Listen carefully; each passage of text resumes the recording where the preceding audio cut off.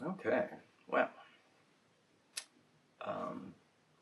go Tigers, again. In fact, I think that I'm going to once again discuss the Tigers, but I just want to... Alright, so the Tigers are an excellent example of how to extract the best performance out of a group of people. Essentially, like, since Javi Baez left, Javi Baez was the only free agent after the trade deadline that was paid more than essentially league minimum. The only other free agent signing was Kenta Maeda. I think that he's essentially making $1 million. The rest of them are making around $700,000. So it's a pretty flat. There's no hierarchy to the team, and so that allows for a true like team mentality.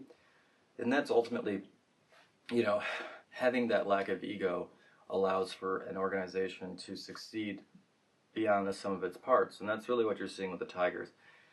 And that's the greater case that I'm trying to make, that ultimately if we create a less hierarchical society, and instead of advantaging people based on their position in the hierarchy, which is ultimately their wealth and status, which is ultimately just their wealth, among other things, but mostly just their wealth.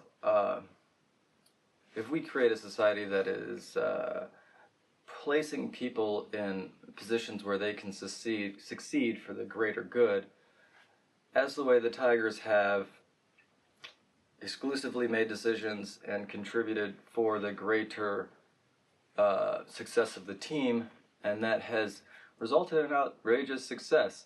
You know, success that you just couldn't have predicted otherwise.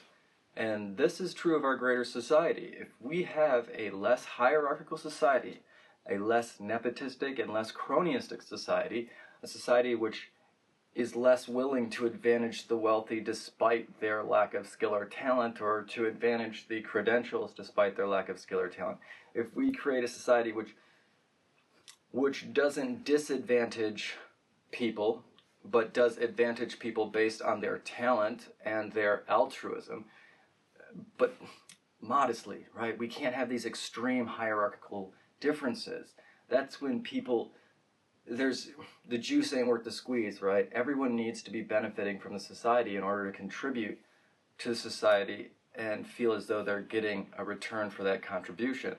The way that the society has been manipulated now, you know, such a few number of people are getting all the advantages of the society, but they're not really contributing very much. And, you know, like a good person to consider is, oh my gosh, there's so many examples, but Jeff Bezos.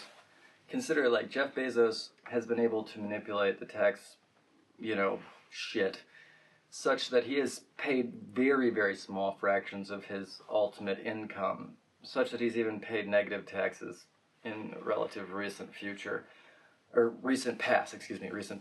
And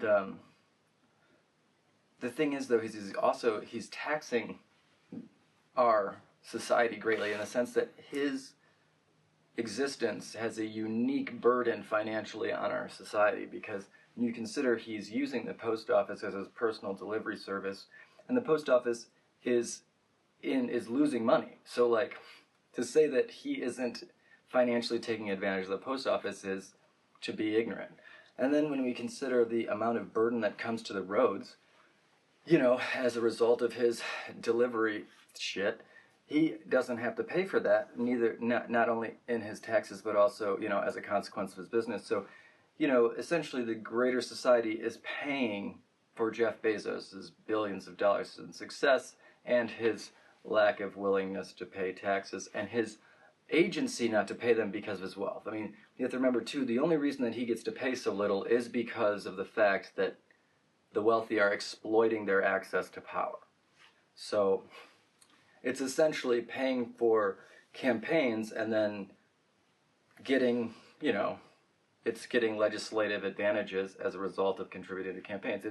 It's a bunch of legal bribery schemes, and you should be aware of them. And if you're not aware of them, I'm hoping that by some miracle that this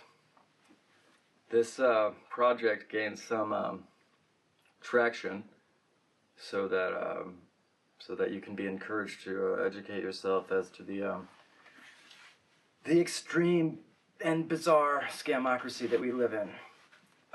And then, we're going to go into some personal shit. The ultimate reason that I'm making these is because I've been getting multiple threats from a bizarre high control group that has permeated the local government in the Port Huron area. And so I guess my primary goal is really just to at least emancipate the couple people that are being, manipulated against their will, I suppose.